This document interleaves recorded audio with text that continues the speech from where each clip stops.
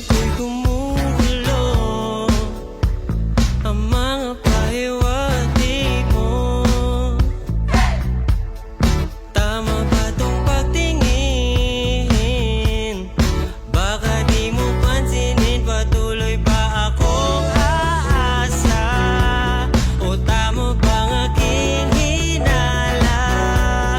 Mga titig di mabasa at mga ginagamit mong salita, sana'y di maling akala. Gusto mo ay di ko maibenta. Naguguluhan, sabihin na lang. Naguguluhan, ako ba ay iyong pinaglalaroan?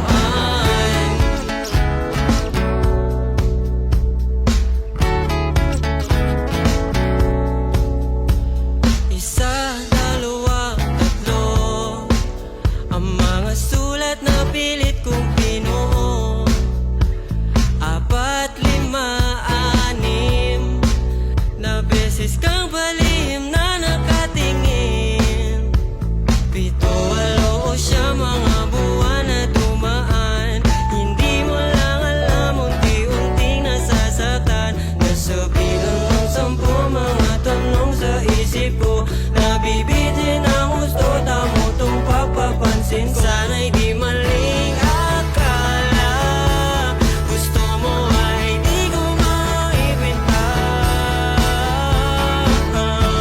Naguguluhan, sabihin na lang.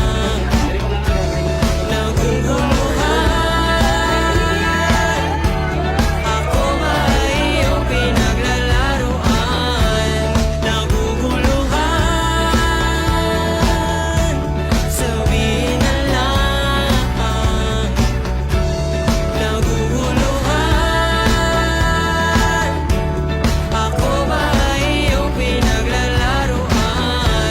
Nahihirapan aminin ang harap-harapan.